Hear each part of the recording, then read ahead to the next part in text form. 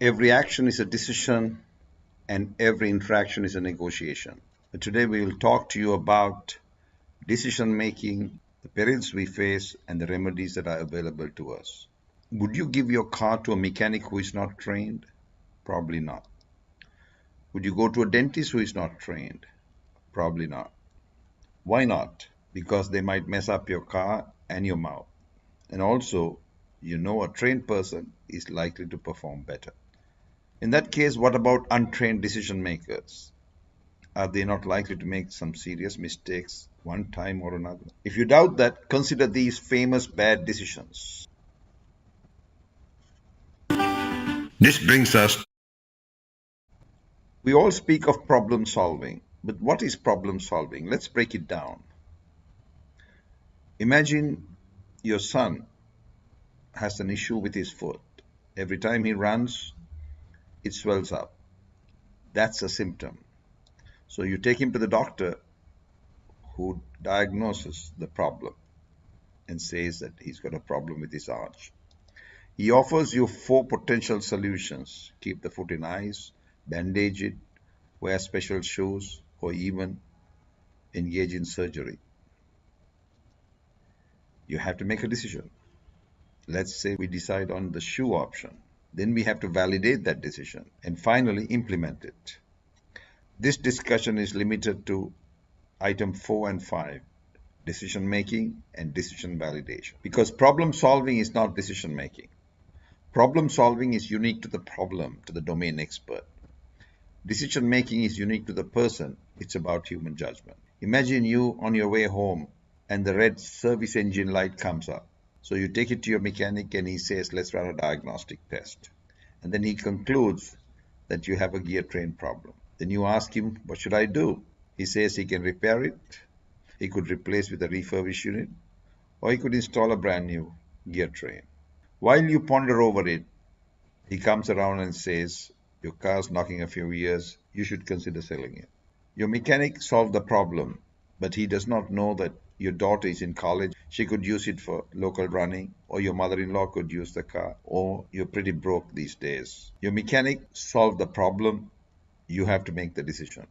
The president of a nation or an organization does not solve problems. He or she makes decisions. Consider the purchase of a laptop. We start with some criteria. Then we identify some candidate computers. And finally, we have the data pertaining to these computers. The question is, how would you make a defensible decision on which computer to buy? How would you decide? Recently, we make decisions in a variety of ways. Some pray for divine intervention. Others, such as Mrs. Reagan, visits fortune tellers. Some use dictatorial methods. Others decide by teams and consensus. Armed forces and judges have to follow established rules. The weatherman looks at pattern recognition.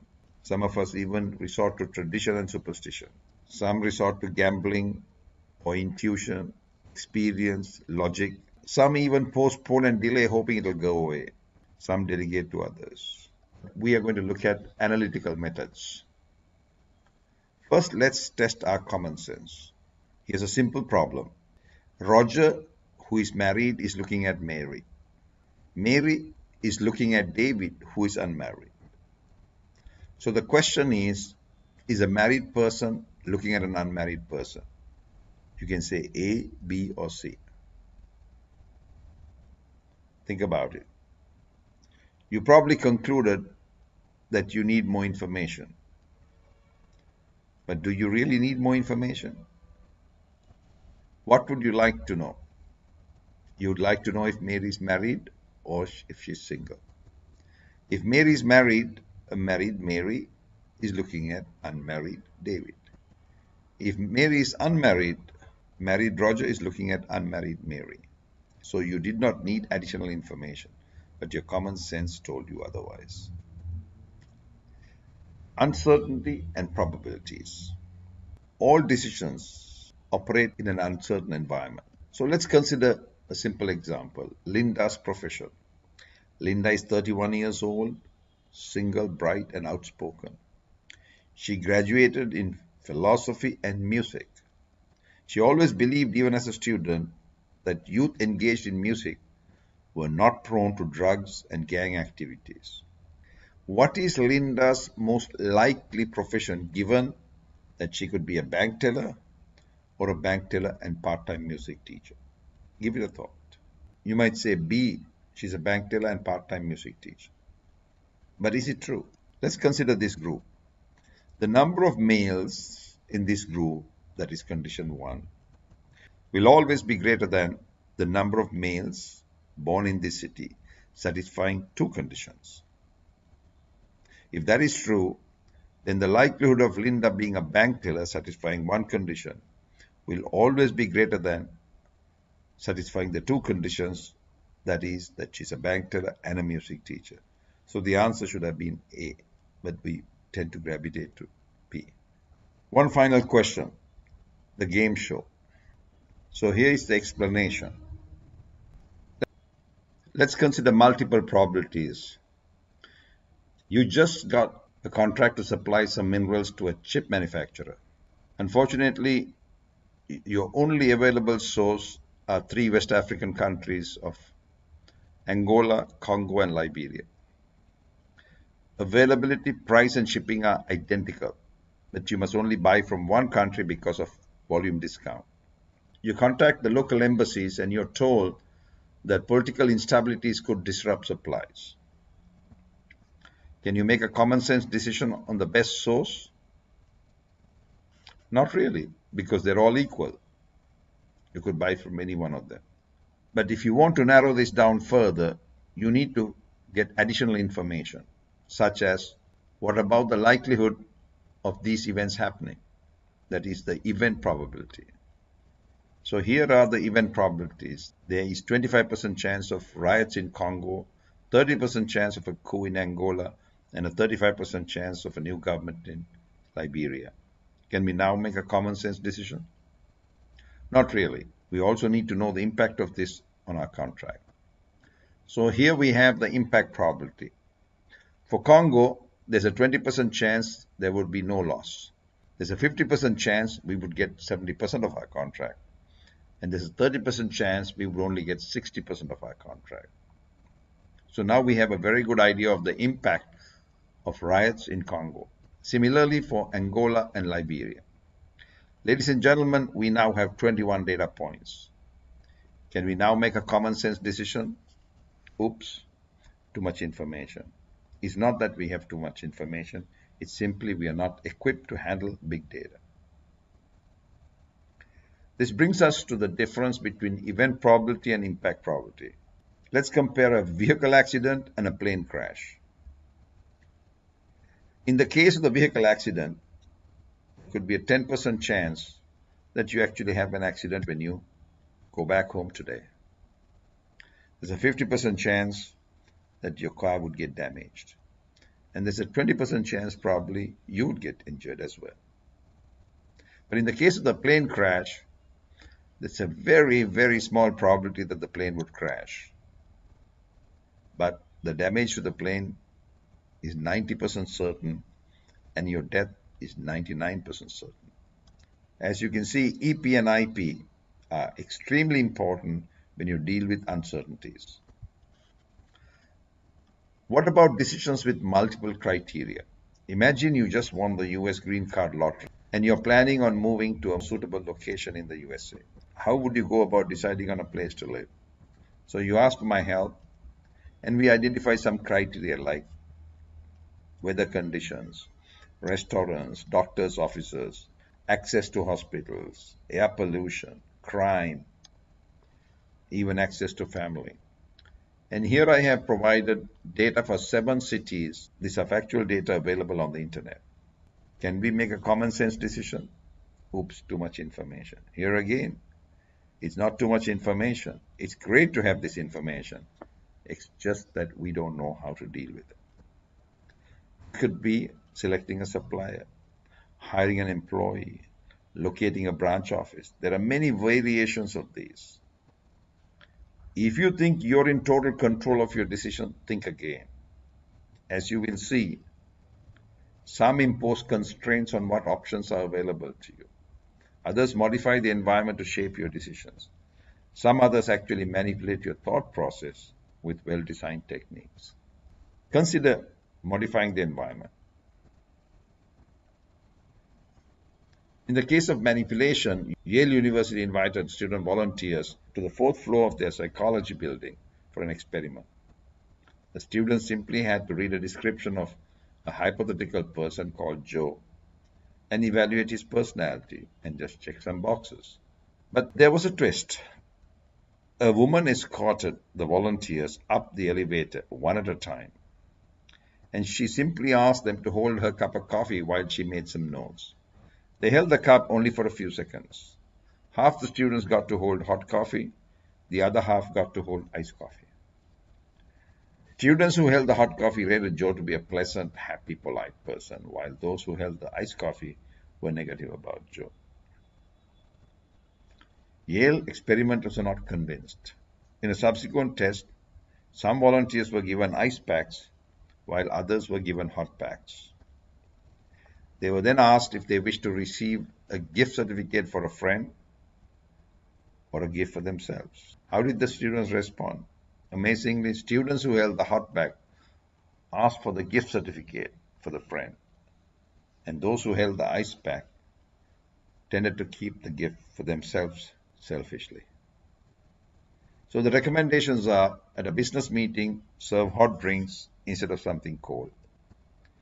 If you're on a date, order a hot soup instead of a salad, because your thoughts can be manipulated. Daniel Kahneman received the Nobel Prize. So as you can see, we have System 1 and System 2. Consider this scenario. You buy a laptop for $800 and you sell it on eBay for $1,000. What is the profit? Quite simple, just $800, right? Now imagine a bat costs $1 more than a ball, and a bat and a ball together cost $1.10. How much does the ball cost? You would do a simple calculation and say maybe 10, right? Not true. The ball cost just 5 cents. What happened here is we gravitated to System 1, even though we should have been using System 2. Studies confirm that people are more likely to buy meat that says 80% lean than one that says 20% fat. Let's look at the use of ghost options to influence your decision. This practice is quite evident at McDonald's. Here's a sample menu from McDonald's. A small is $1.39, medium $1.79, and a large is $1.89. So if you look at the small, you're getting 37 grams for 70 cents. But if you move from the medium to the large, you can get 35 grams for just 10 cents more.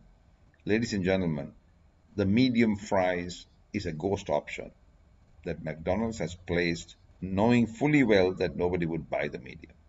So I just presented some natural pitfalls, some contamination, and some manipulation of decisions. I don't have time to go through every single one. The problem is serious. Hopefully you're convinced that in today's world of big data, you're likely to make suboptimal decisions. What can we do about this? In this day and age of big data, simulation provides non-intuitive insights and confidence through clarity. However, not every decision can or should be simulated or modeled.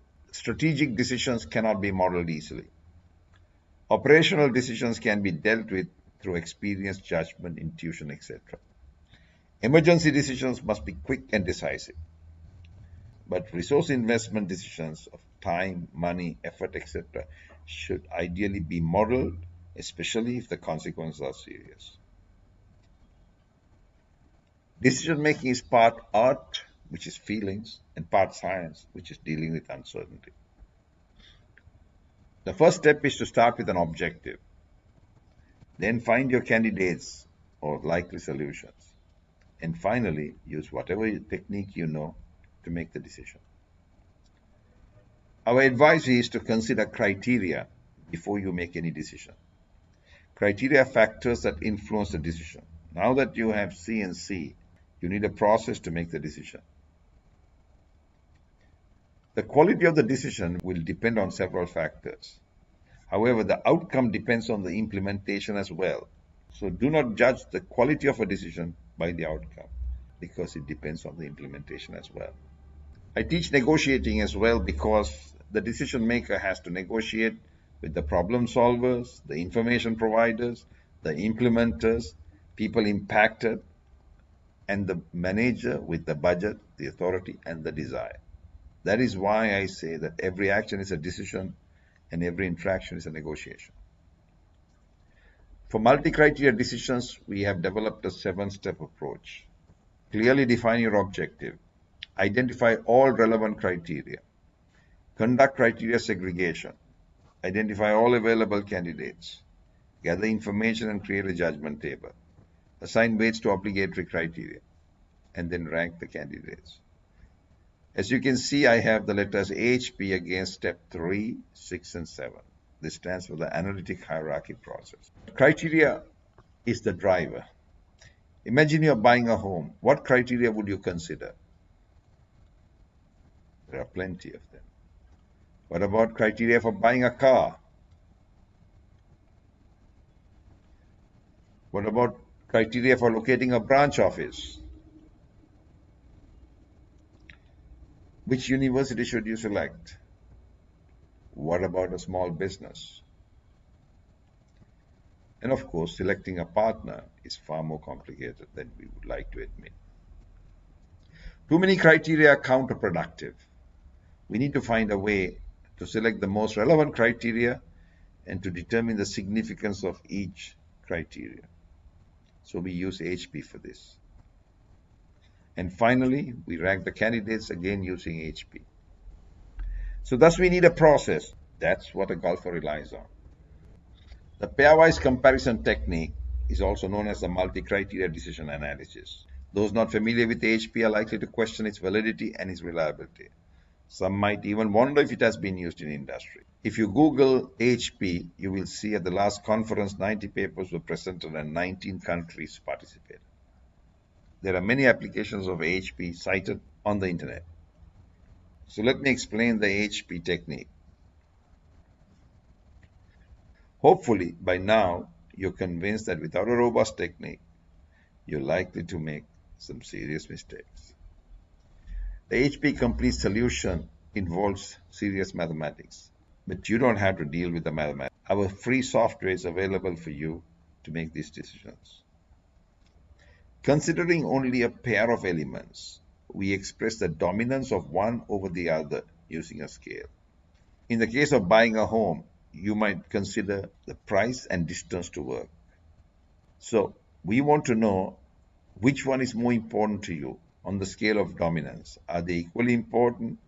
Is one superior to the other to some degree? Imagine I offer you cake or fruit salad for dessert. I ask you 2 questions. Which one would you like more? And you say cake. Then I ask you, how much more do you like cake over fruit salad? And you say moderate. Ladies and gentlemen, making even very complex decisions can be simplified to these 2 simple questions. Which one, how much? So let's see how we use the AHP technique to purchase a laptop. What we just saw was problems with multiple criteria. Now let us look at a problem with multiple uncertainties. Sure, anyone can make a decision and live with the consequences, but it would be very difficult to defend such a decision in a corporate setting. You must incorporate analytics to reinforce your decision. Thank you for watching.